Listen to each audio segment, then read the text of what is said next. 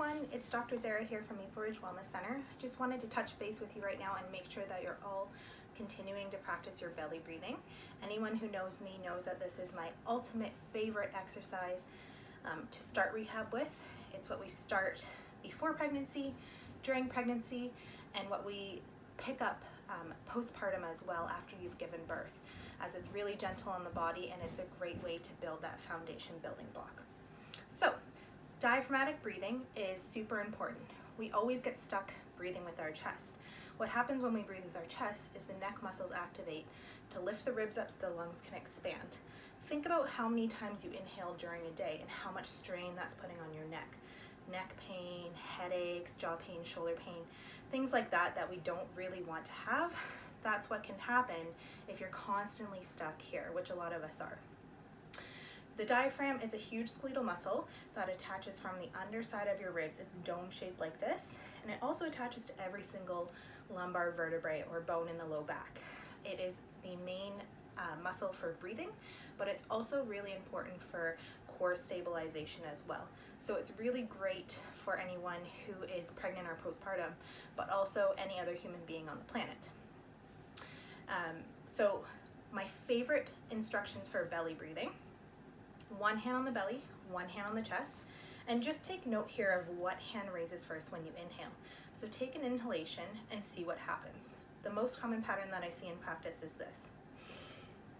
So the chest jumps up, the shoulders jump up, and the belly actually sucks in, which is opposite of what we want to see happening. So we always try to work on reversing that first and build those foundation blocks to any other exercise that we progress with. Diaphragmatic breathing is so important, not only during pregnancy to stabilize the core and prep for birth, but also for birth. So when you inhale with your diaphragm, it actually moves down and presses the contents down. This is really good because that's where we want baby to go, is down and out. Also, the diaphragm is really intimately connected with the pelvic floor. So when you inhale and activate the diaphragm, the pelvic floor can soften and bow downwards a little bit. When you exhale, the pelvic floor comes up a little bit with the diaphragm. So this is really great to prep not only for birth but for postpartum recovery as well, and just start to become aware of your pelvic floor.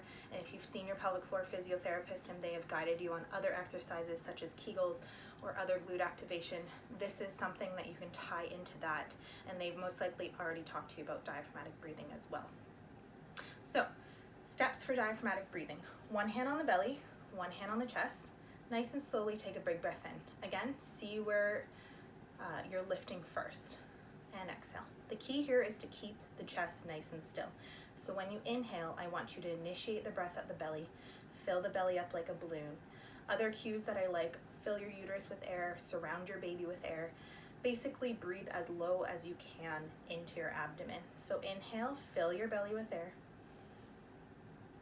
Exhale, let it fall. Step number 2, place your hands on your lower ribs. When you inhale, initiate the breath at the belly, fill it with air, but I also want your hands to expand to the side as well. So inhale into the belly. Now push your hands out to the side with your ribs. And exhale. So the diaphragm not only moves front and back, but side to side. So filling the belly with air and expanding the lower ribs out to the side will ensure that you're working the muscle all the way around 360 degrees. Really important to activate all the fibers to get the biggest bang for your buck. Step number 3, find the creases just below your belly, above your hips. When you breathe in, I want you to initiate at the belly, fill the belly with air, expand the lower ribs to the side, and also lift the fingers up with your lower abdomen. Breathe as low as you possibly can. So inhale, fill your belly with air. Expand your ribs. Lift your fingers. You should feel them pop up a little bit, and exhale. So this encourages you to activate all of the muscles of your abdomen as low as possible. You're going to activate core stabilizers with this for your core and your pelvis, which is really good for that low back and SI joint pain that you're feeling during pregnancy. Hopefully not, but maybe. And it also talks to the pelvic floor, which is really important for core stability, as it's the bottom of your core as well underneath. So regarding exhalation, you can either let the belly fall passively when you breathe in, or you can breathe out and exhale with intention. This doesn't mean sucking your belly button to your spine. It means just bringing the belly back in with intention. So inhale into the belly, fill the belly with air. Exhale with intention. It helps if you breathe audibly as well and you actually hear a little bit of a forceful exhalation. This activates all of the muscles that bring that belly back in, really good for bracing the core as well. And if you are progressing onto any other rehab exercises, I really stress doing the action of the exercise on an intentional exhalation.